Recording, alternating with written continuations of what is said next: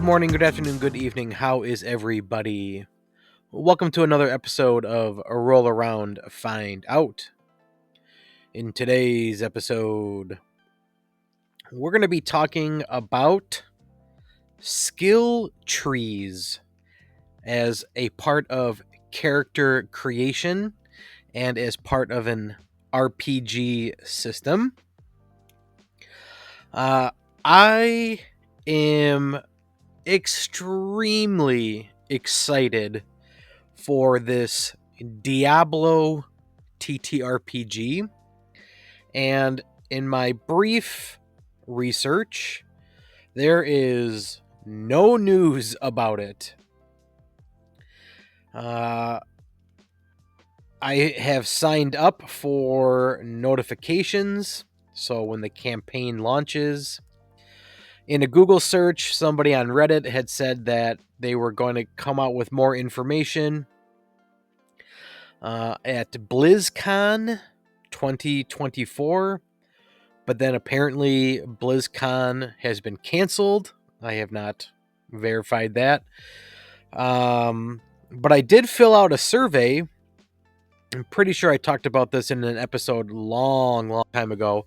I filled out a survey that said, okay, if we were going to make a Diablo tabletop game, just what would that look like? And I said two things. One, gear. Gear. Gear. And all of the sets of gear that, from what I remember playing Diablo 2, there was the sorcerer had, like, I don't even remember the name, Talazar's armor, Talazar's staff, Talazar's boots. And when you would wear one piece, you got a nice benefit. When you wore two pieces of the same, you get an increased benefit. When you wear a whole set, then it all locks in. Major benefit, major bonuses. And that was awesome. The grind. Diablo is the grind for gear. So that was cool. But then also the skill tree. And this website here, d2.lc/tree, gives you the skill tree for all the different characters. Amazon, Assassin, Necromancer, Barbarian, Paladin, Sorceress, and Druid. And let me go to Druid. Doesn't really matter. I could have left it on that one. But I am pumped for this Diablo role-playing game, and I really hope it has those two things. Now, I probably closed out of the tab. It doesn't matter. But for second and third edition, they came out with Diablo supplements to promote the Diablo 2 game when it came out. And I've gone over those. I've looked over those.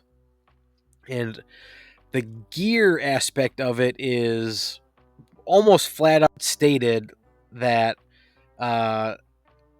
it's not, they're not incorporating that into the system. It's like the character classes, Amazon Assassin, Necromancer.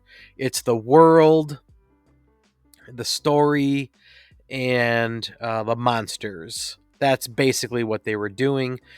The gear was not part of it because I think they didn't want to take the time or the effort to make these gear sets and make them more or less like D&D canon. I don't necessarily agree with that. If I could find the tab, if I can go back to it, I'll see if I can find the exact line. But when I looked that over, I basically said, okay, nope, it's not what I'm looking for. And so on my ever-growing list of games I'm designing, I would really, really like to make some sort of skill tree system. So if you're wondering, well, what is a skill tree? Basically, you have to take one skill, or let's call it a feat for D&D, and once you have that feat or skill, you can take one that would be connected to it or underneath it, and then to get the next skill, you go and take to another one that is connected. In Mothership, let's see if I can find that really quick here, because that just popped in my head. Mothership sort of has a, here you go, player survival guide, has a skill tree to it. And so, yeah, right here. In order to, let's see, do they use that terminology? Class skill? No. But, okay, so let's say you want to be skilled in, let's say, art. Probably the least taken skill in Mothership. You start with that and you gain a trained bonus. The offshoot of art, you can follow this. You can then take the skill of mysticism. Then you gain a expert skill. You gain a increased bonus. And then in order to take the last branch in the tree, we'll say, to take either hyperspace, which is kind of weird how art connects to hyperspace, but art, mysticism, and then xenocestericism.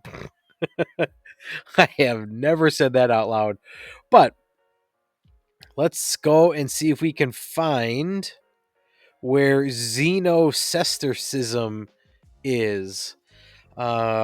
Just getting off track here. Man, I love Mothership. I didn't even realize at the time that, it had a skill tree, but just it does everything right. Mothership's my all-time fave, and I don't see that going away anytime soon. Okay, I'm going to have to Control F this. So, Control F. Xeno S. Tercism. Okay, 4 instances of it. There's that one. No idea where that one is. No idea where that one is. We're still on one. Okay, here we go. Xenoestericism. What is this? It is obscure beliefs, mysticism, and religion regarding non-human entities. Okay, so it was art, and then art went to mysticism. Spiritual apprehension of hidden knowledge. Okay, so I see the train of thought now. So going back to skill tree, you start with one skill, and then it branches off to another, which branches off to another. And in this instance, it gives you a bonus to a branched skill. That's not always the case, which we'll go over. Sometimes it just gives you access to another skill, a completely different one, and it doesn't necessarily give you a bonus. What I would do in Mothership here, and maybe it's in the ruling somewhere, but for the setup that they have here, right? So your art is a 10% bonus. Then you go to 15 for mysticism and 20% bonus. Well, if I'm now a master skill in Xenoesterium, wow, I'm just going to move on from that. Why do I get a bigger bonus on a harder skill? I feel you should be able to like retroactively give a bonus to the skills. So let's pick a different one. I like this one. Okay, 0G is trained, is the basic. There's piloting, that's expert. And then we can branch to either command or hyperspace. For this one, I'll say hyperspace. If I'm a master at hyperspace and I get the biggest bonus, shouldn't I be able to be a master of 0G as well? I think that's a little wonky in Mothership. I speak so highly of it. But I get it. And at your table, you rule however you want. Okay, I got off on a huge tangent. I made some very, very brief notes here on kind of like my ADHD train of thought. And so I've been doing some research and some reading up on GURPS. There's GURPS Basic Edition, or Basic Set, I think it's called, which is a paid version. Then they have GURPS Lite. And then they have GURPS Ultra Lite. What is GURPS? It's a generic universal roleplay system, which basically means you can set it to any setting: fantasy, sci-fi, horror, eldritch horror, western, whatever. And they have a plethora of books that are like specific for the genre. So the core rules are the same, but then they have supplements for the genre that you're wanting. All right, so I've been reading up on GURPS, and when I got to character creation and advantages here, or basically skills, it kind of got me thinking of skill trees. This is how you tailor a character to exactly what you want. When you are Dungeons and Dragons cleric, let's say, sure, there are subclasses, and it more or less works to a skill tree, but I'll explain.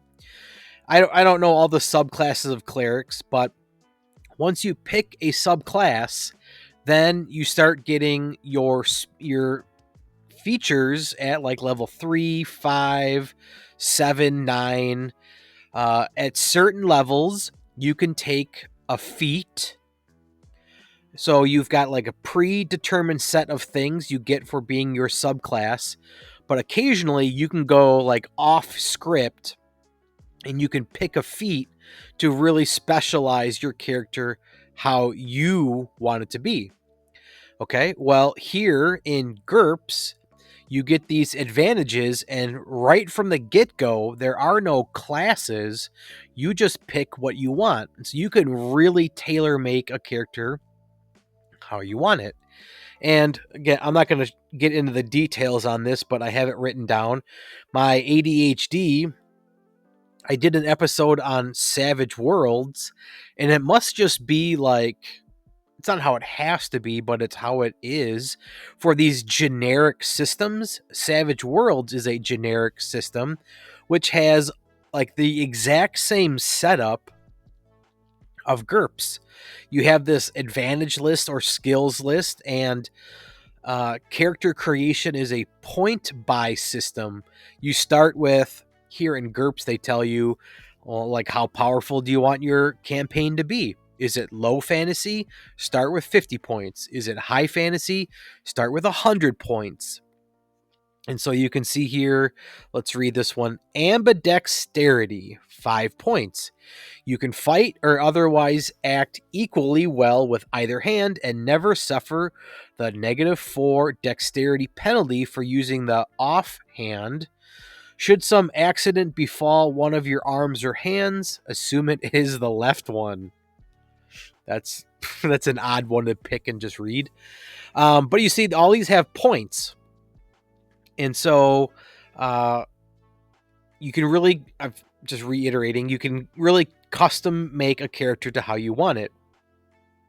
Now, I'm not a GURPS expert, and especially in the full version, I'm not sure if there are prerequisites for this GURPS Lite. I don't think there are. You just pick the skills that you want, and that's it. Now, so let me go back to ambidexterity. All right, you can be left and right-handed, and then it's up to you. I just found this one that said talent. All right, you have a natural aptitude for a set of closely related skills. Talents come in levels and give bonuses of +1 per level. So this goes to kind of like a bonus, like Mothership I was just talking about. This effectively raises your attribute score for the purpose of those skills only. It's funny, the ones I'm picking. There's no like example here of what a skill is. Well, I guess they're okay.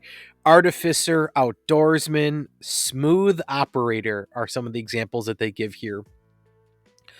So you could like probably double dip your talent with your ambidexterity or being ambidextrous.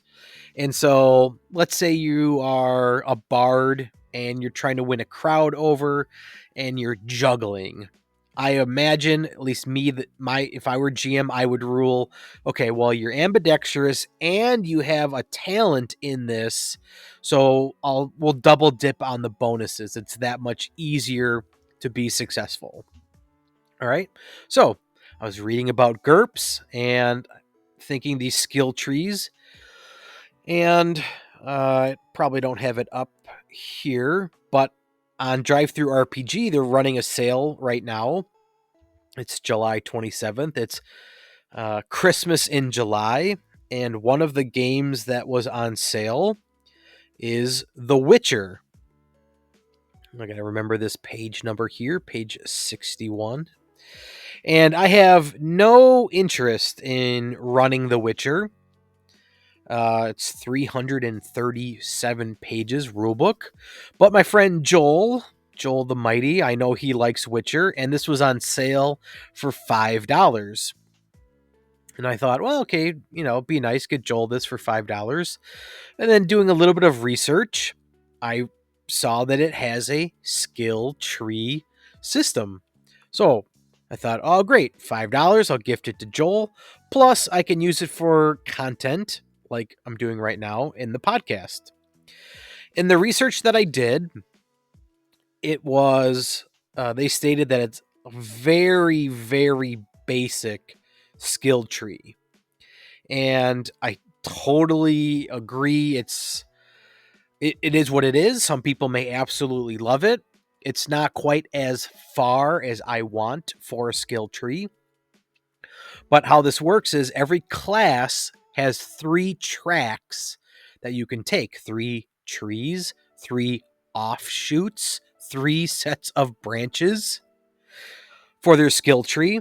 And so if you are watching this podcast, you can definitely see this. If you're just listening, I'll try to explain. But you have a skill. And let's see. I would say that skill is really just tied to your class. So here we have Bard, we have Craftsman, Criminal, Doctor, Mage, Man-at-Arms, Merchant, Priest, and a Witcher. And so for these, they have essentially, if you're familiar with Dungeons and Dragons, I would say they have 3 subclasses. And so you can start down the path of a subclass for the listeners, not the visual, not the watchers. Once you pick a subclass, you're in like branch A, and there's A1, A2, A3. And when you level up, when the time is appropriate, you can go and take A1, and then you can go, next time it's available, you can take A2. After that, you can take A3. Okay, so that's the skill tree. But let's say you take A1, but you also really like B1. You can take A1, and then you can move over and take skill B1 instead of A2. Let's say you really like A1 and you like B2. Well, in order to get A1 and B2, you take A1 first, or B1, but just for my example, you take A1, then you have to take B1, and after B1, then you can take B2. You can't jump from A1 to B2, and then there's a third branch, C. You can't go then to C3. You have to stay in the track. So the visual learners here, or visual learners, I'm a teacher, can you tell? The visual watchers, you can see this is color coded perfectly. So for a bard, you can be in the charmer tree where you can return act, raise a crowd, and good friend. You can be in B. You can be the informant. Think of it as a subclass, which has fade, spread the word, and acclimatize. I don't know what that means. I'm not going to read it. Then there's C, the manipulator, poison the well, needling, and A2 brute.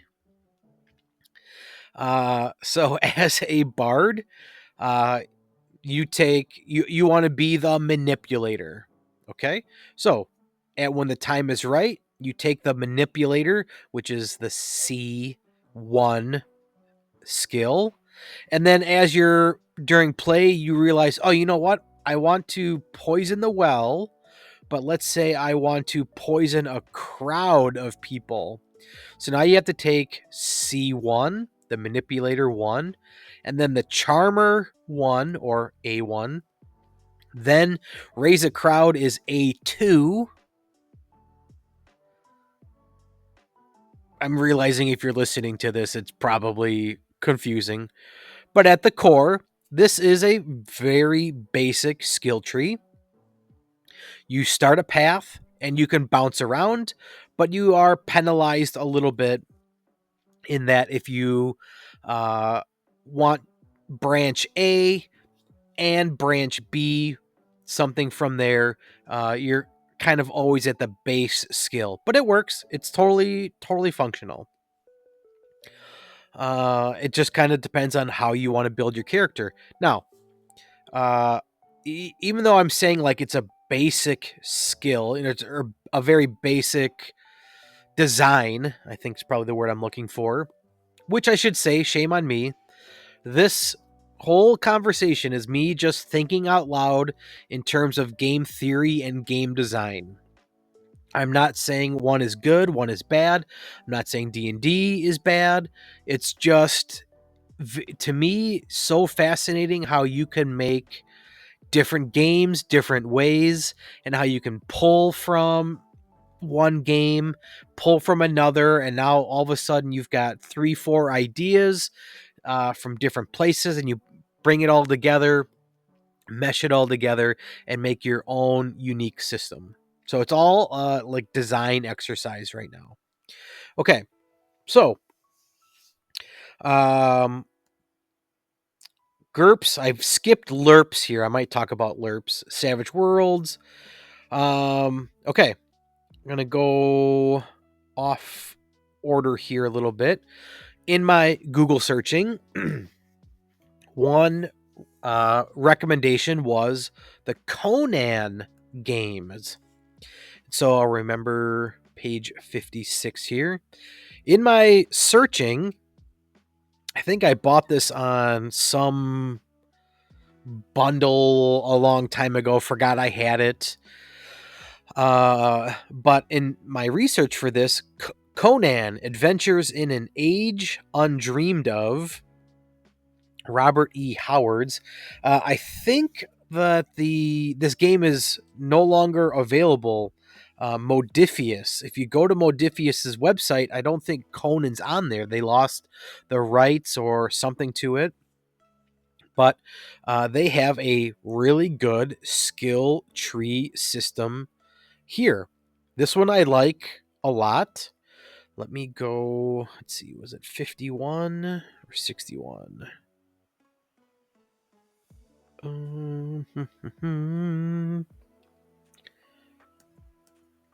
51. All right, here we go. All right, I'm going to zoom in here. I'm realizing just how much this episode is a real visual intensive topic. Okay, so very much the same. They give you a breakdown of how these skills work. They call them talents. Title of skill. The skill. No, I don't care to read that. Here's just a basic layout. Okay, so here we have acrobatics. The skill is acrobatics. It uses agility. This skill is a measure of body control, covering whole body movements such as jumping, tumbling, and diving. Common uses are evading ranged attacks and traps. They have a whole system called momentum, which is pretty cool, but I won't get into that. Basically, you just keep passing rolls and you get bigger bonuses the more successful you roll. Think of it as exploding dice in other systems. I said I wouldn't get into it, and then I immediately did. Okay, but looking at this skill tree here, so you pick Agile. Agile has some prerequisites.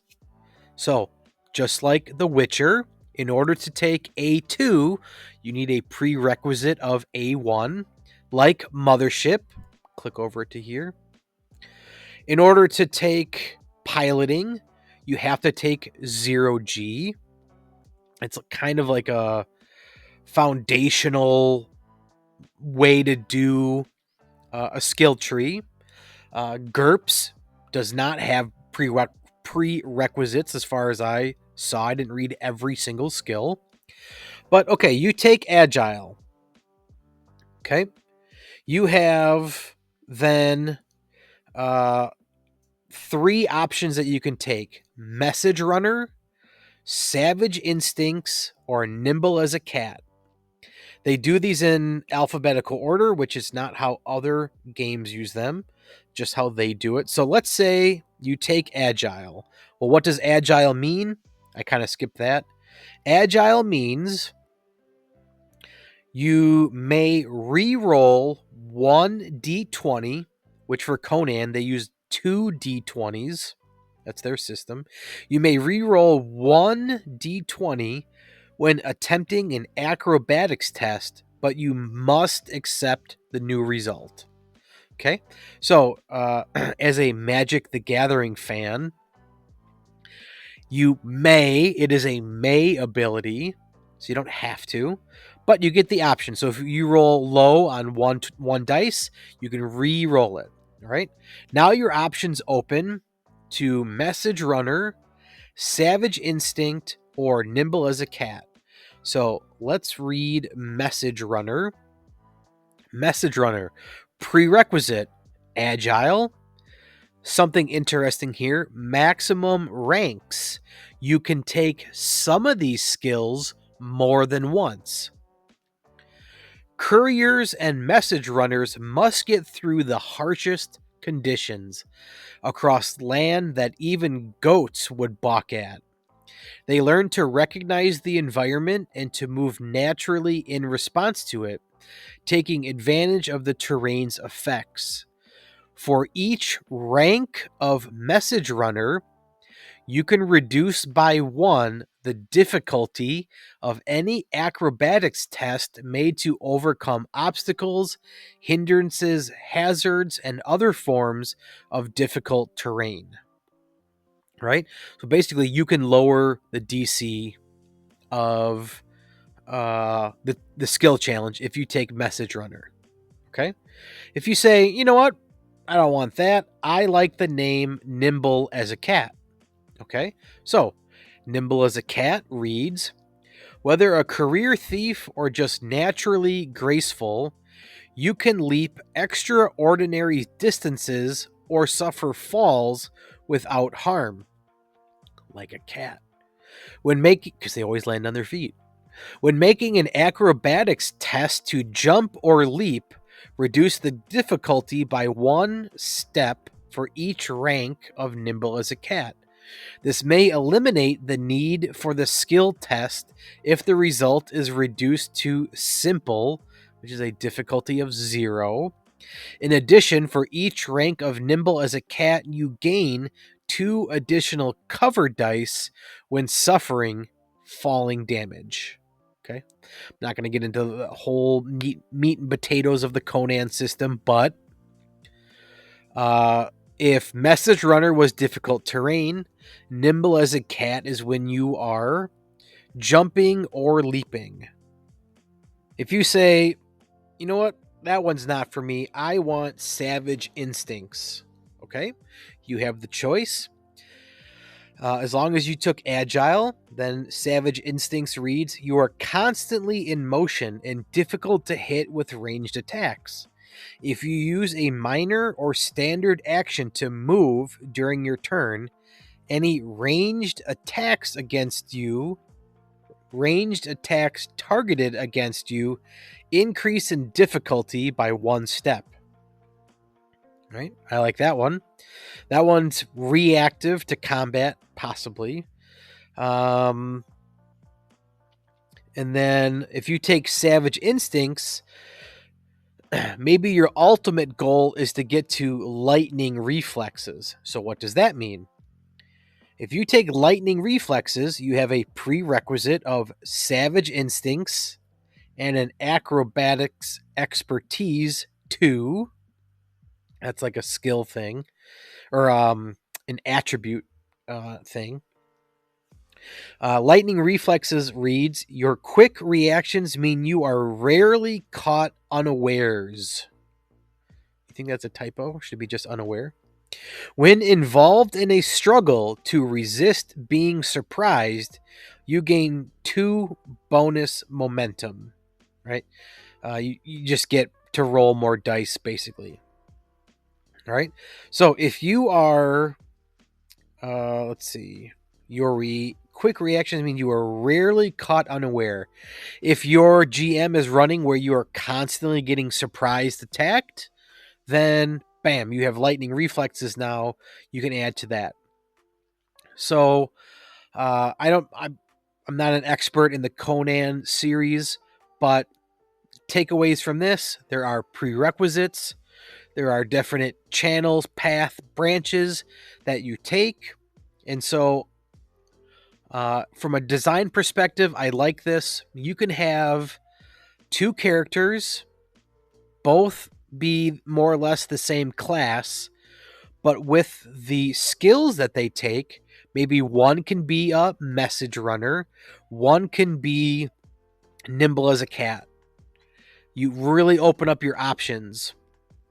It's the purpose of subclasses in Dungeons and Dragons. I know when I played Diablo 2, I was always a Hammerdin. If you played Diablo 2, you know that when you get to the hardest settings, a lot of monsters have resistances. So, like, I always wanted to play a lightning sorcerer. But when you get to the hardest levels, there are monsters that are resistant to lightning, so you literally cannot hurt them. But a Hammerdin, from what I remember, 99% sure there are no monsters resistant to the hammer damage. It's just labeled as like vague magic damage, if I remember correctly. Or maybe it's just physical hammer damage. But there are other paladins that had smite builds, and that was just a different way to play the paladin. So, yes, more or less like a subclass, but you can pick and choose in the skill tree how you want to do it. Okay. Let's see, what do we have next? Conan, check. Witcher, checked. Okay. This comes from an interesting website. Archive.org. Now, I don't feel bad for pirating this because I'm not a lawyer, but I physically own this book. But in order to show you and not bust out my webcam and all that stuff, I have this PDF from the internet. And I came to Dungeons and Dragons 5th edition. I own 2nd edition, 3rd edition, 4th edition, 5th edition books, but I've only ever played 5th edition. In my Google searching, in 3rd edition and I think this is 3.5 technically, feats and skill trees were like the foundational way that you built characters. There are feats in 5th edition, but it's nowhere near the extent that this 3rd edition, 3.5 edition is. I would love to play a 3.5 edition game. I think recently in an episode I talked about Pathfinder, how I really am starting to get into Pathfinder, but a major turnoff to me is they have like different classes spread throughout different books. Kudos to Dungeons and Dragons. In the main player's handbook, they have all of the classes, and each one has, I don't know, a range of 2 to 4 subclasses. That's great. Now they have expansion books with expansion subclasses. The only, I think, class not in the core book is Artificer. Maybe there's others that I'm missing, but I think that's the only one not in the core book.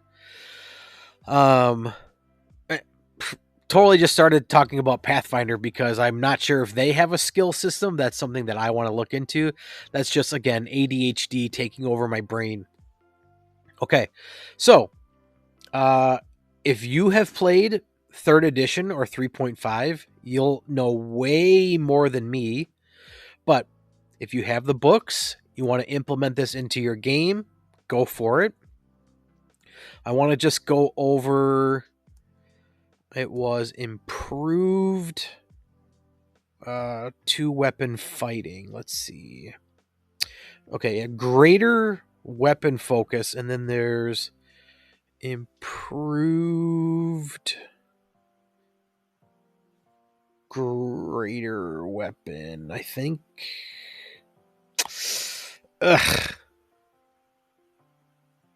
Improved, okay. All right, without taking too much time here, you take a feat in 2-weapon fighting. I had it. Sorry. 2-weapon fighting.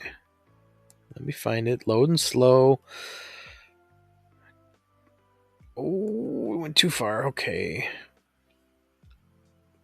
2-weapon fighting. 2-weapon defense. Here we go. Okay. All right. I got it. 2-weapon fighting. Okay.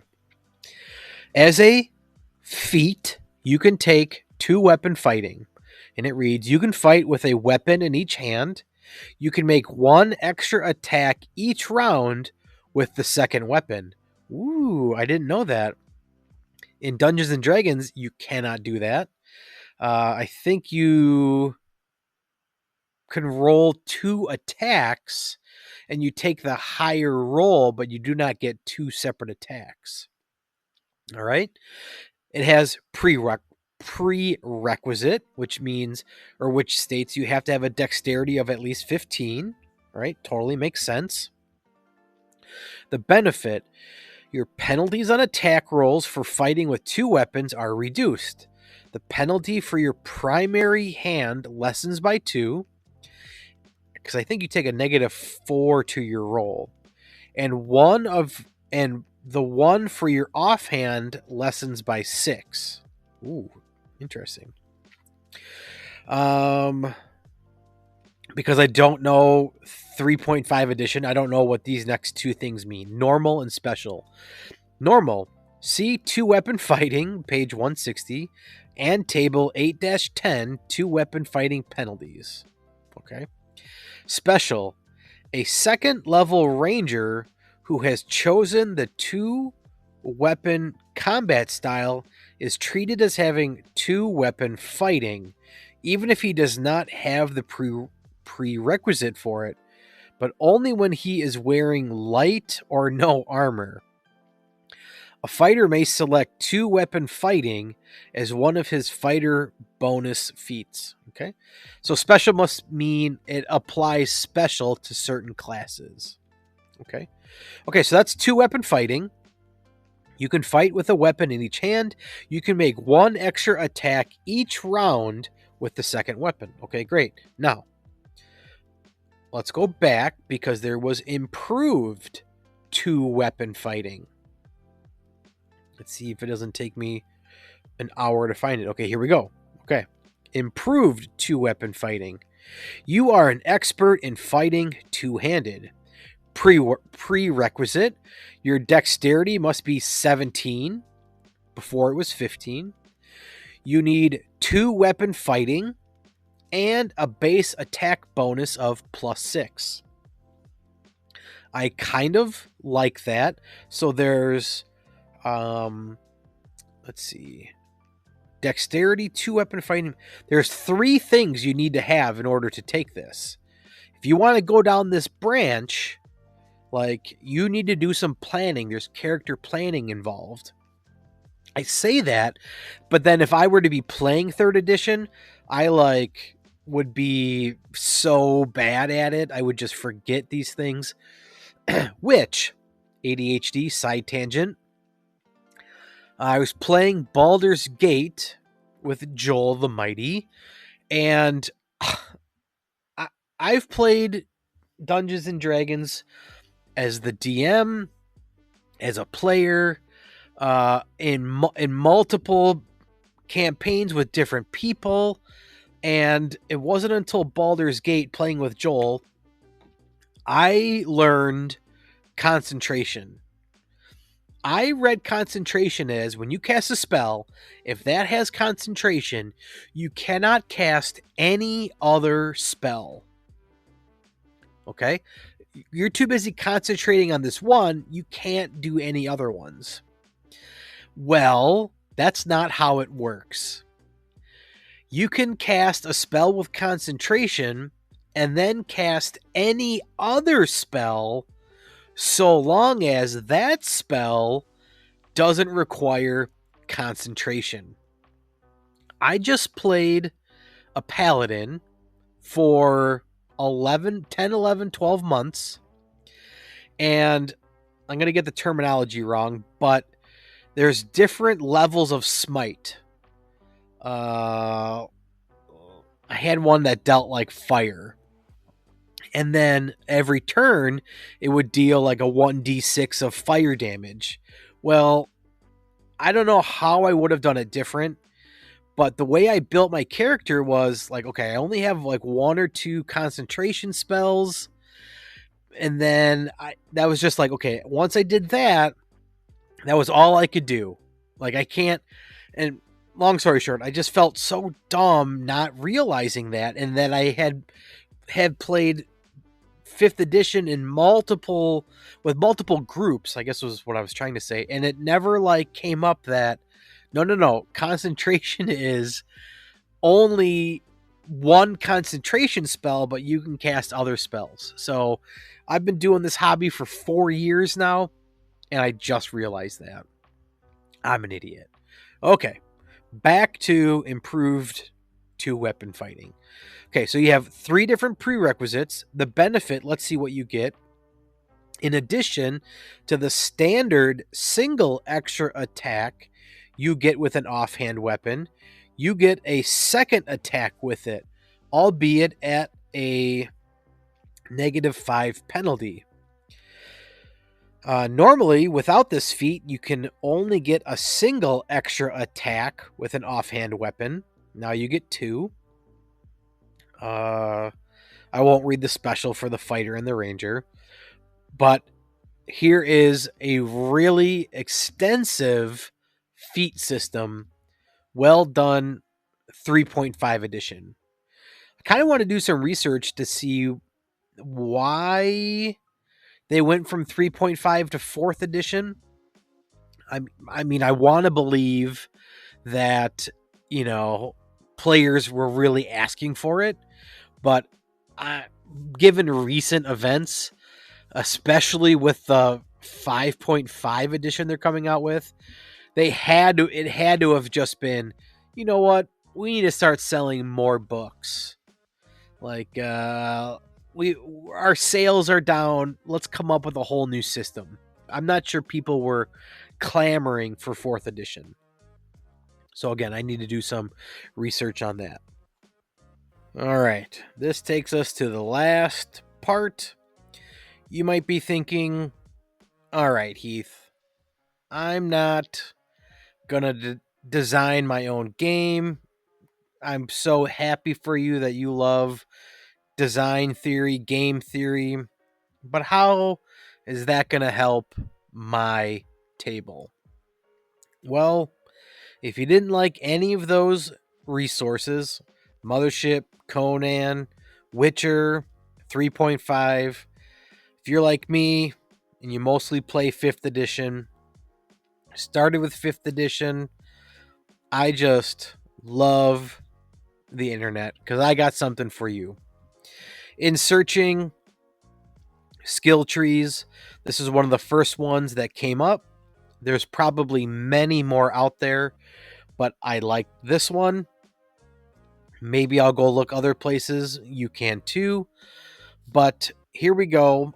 I'm not a huge Reddit user, so I believe this is from somebody called I'm from NASA in the Unearthed Arcana thread.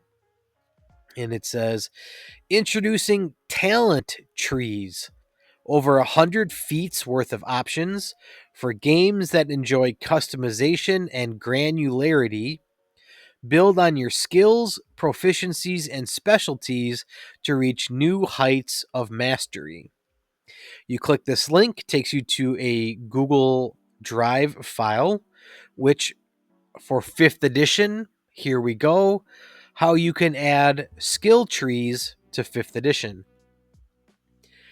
On your character sheet, you have these skills. I forget exactly. I think it's 13. Let me count. 2, 4, 6, 8, 10, 12, 14, 16, 18. 18 skills. And as we'll see, these 18 skills, these things that you can be proficient in, have branches that give you added effects. There's another section down here called specialty trees, which I'm sure the creator, I'm from NASA, said, you know what? There's other things I want to do that are outside of the skills list. Let me throw these in as well. Also, I'll add at the very bottom of these pages, I'm not sure how this works, but just to give credit, well, it must be user. I'm from NASA, as well as Crayos 125. So giving a contribution there.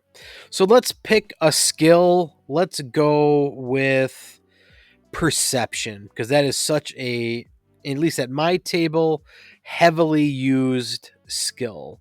How can we make a skill tree for perception? Okay.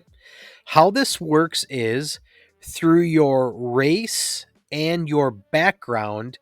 If you are proficient in perception, you at the beginning of your character, level 1, start with keen senses.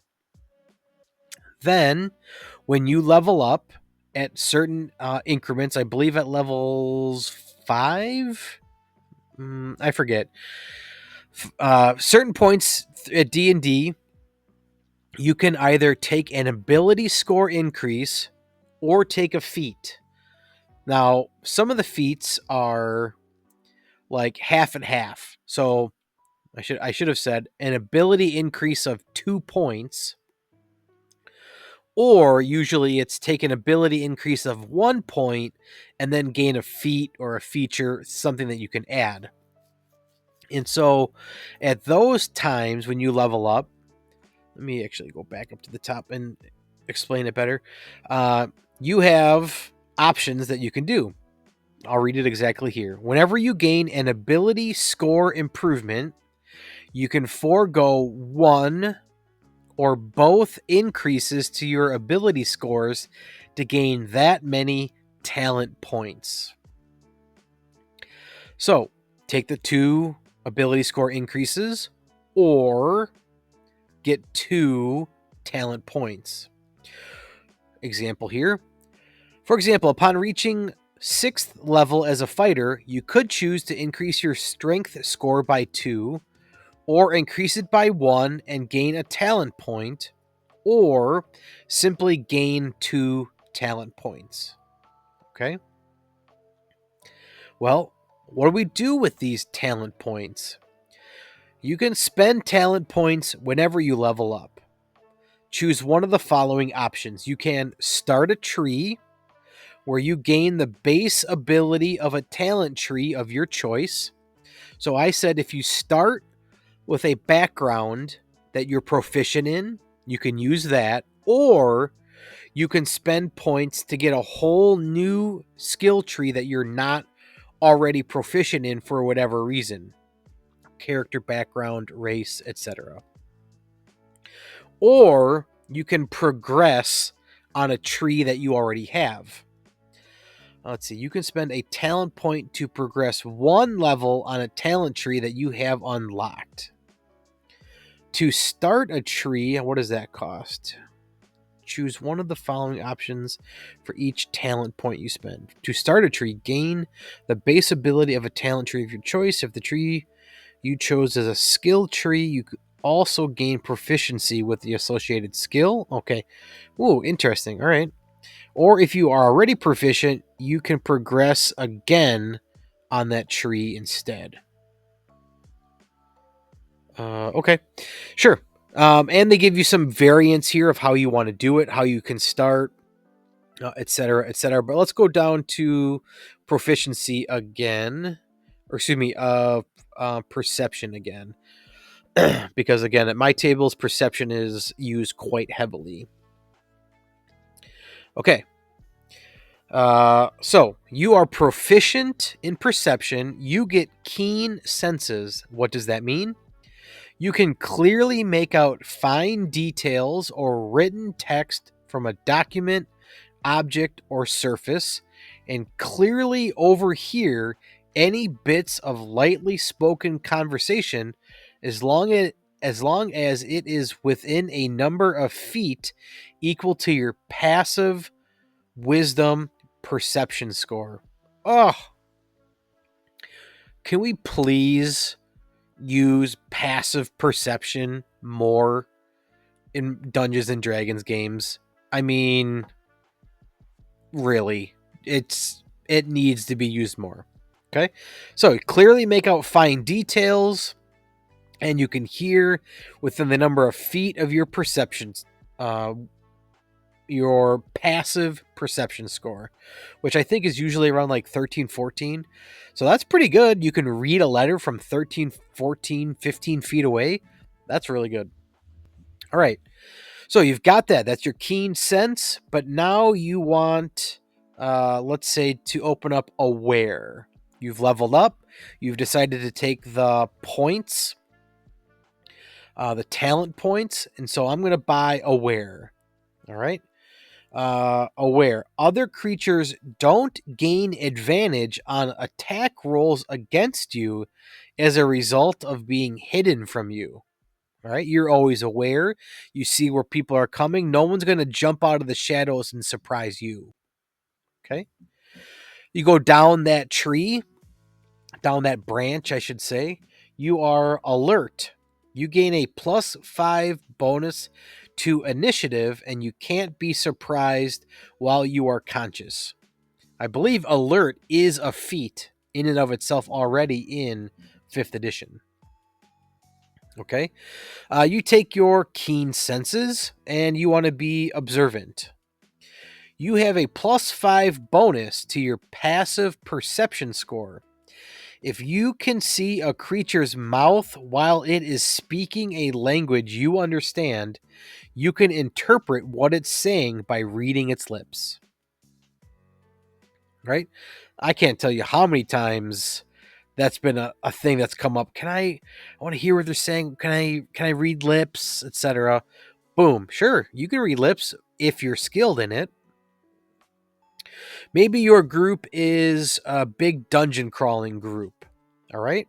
We've got low light vision.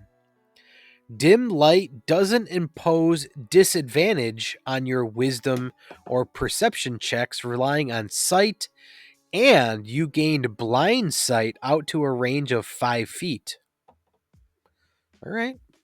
Pretty straightforward for that one. This next one is interesting. Okay, I have a keen sense. I'm really good in low light. Going down this branch, there's Tremor Torch.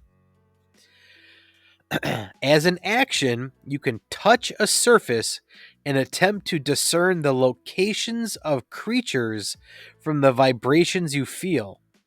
You gain Tremor Sense out to 15 feet until the end of your next turn.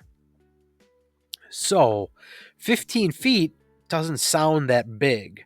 Like, you're probably 15 feet. You have vision out further past that, just normal vision. However, maybe somebody's on the other side of a wall, right? You can touch a surface and attempt to discern the locations of creatures from the vibrations you feel. So if somebody's within 15 feet on the other side of a wall, discern the locations of creatures. So not only how many there are, but where are they?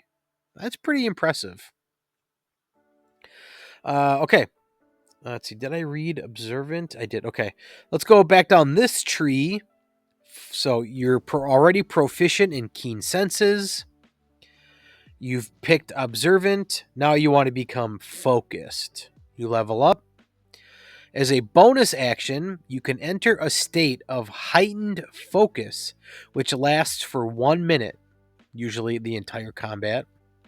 If it's a bonus action, you're probably in combat. While focusing in this manner, whenever you make a dexterity saving throw or a wisdom perception check, you can roll a d4 and add the number rolled to the saving throw or ability check, as long as you aren't blinded. Once you enter this state, you can't do it again until you finish a long or short rest. So, you're in combat. There are archers in the way. You are focused in on them. You see when they release their arrows. You can get an extra d4 to your dexterity saving throws to roll or dodge out of the way of those coming. The arrows coming. I like that. And then last one we have here is Vigilant, and this one is a longer one to read. So, Vigilant, your superior training, because this now takes keen senses, observant, focused, and then vigilant. So 1, 2, 3, 4. This is the 4th level. Your superior training allows for you to keep in tune with your surroundings. You are immune to being deafened or blinded. Okay. As a bonus action, you can focus your attention on a creature of your choice that you can see within 120 feet of you. That's far. Until the start of your next turn, the target can't become hidden from you, even if becomes invisible. Typo should say even if it becomes invisible. You can use this feature a number of times equal to your wisdom modifier, probably like +3 or 4, and regain all expended uses when you complete a long rest. So you are vigilant. You've got your eyes on somebody. They cannot hide from you. Me personally, I don't think I've ever needed that. But in your campaign, if you think that's important, great, go for it. This has the same structure as The Witcher. You cannot take, for the people watching this, you cannot take aware and then focused. Think of like going back to the Witcher conversation, you cannot take A1 and then jump down to B2. You can take A1 and then go A2, or you can go A1, B1, B2. But looking at how this is laid out, Vigilant is the 4th skill for every single one. You can see for the visual people, these are laid out in all white, and we have these dividing lines. These are in all gray. These are all dividing lines. Here, there are no dividing lines. At the 4th perception branch, everybody gets Vigilant. Okay. Then to go down to the special skills, these are ones that are outside of the, what did I say? 16, that's wrong. 18 skills in D&D. These specialty trees, what do they say? Mastery of things. Okay, where skills represent the mastery of things anyone can do, specialties represent special techniques and training that must be explicitly trained, passed down, or discovered. Specialties vary widely from world to world and deal with tools, magics, or techniques that might not be available in every setting. Ask your DM if a skill tree is available in your game. And there's 5 pages of these special skills. Weapon specializations, battle spells. Here we have war casting, martial talents, etc., etc. Go and check this out. It is free. It is free on Reddit here. I'm from NASA. Search up the title of this, Introducing Talent Trees. Over 100 feet's worth of options. Something in here I hope is useful to you and your table. It is a fairly narrow topic. If you say, hey, I've got no need, I like 5th edition how it is, skill trees, not for me, totally get it. I go circle all the way back to the first topic. I love Diablo 2. Played it so much. I just want to get that vibe of Diablo. I like the skill trees, the path. It seems like there's a sense of accomplishment. There's leveling up. If for you to get all the way down to the base branch, we'll say, you've got your choices picked. To me, it's really tailor-made, custom-made to how I want it. Now, not necessarily as open as GURPS and Savage Worlds. There's no tree. There's not necessarily prerequisites. You just pick and choose what you want, and that's totally great too. But just for an arbitrary example, you are training to get your black belt in karate, right? I don't know the order of belts. Green belt, brown belt, yellow belt, whatever. There are progressions that you get to eventually the black belt. When you make it to the final branch, hey, look at everything I've done to earn to get to this. I've punched a 1/4 inch thick board. Okay.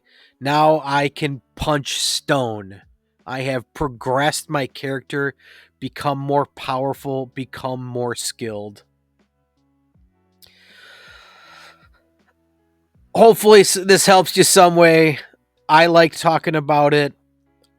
Go and check out the talent trees if you're playing 5th edition. Add it to your GM binder as an option. Talk with your players, see if they want to implement it. Try something new. What can it hurt? All right. That wraps up another episode of Roll Around, Find Out. Thanks for checking it out. Keep being creative. See you in the next episode. Later.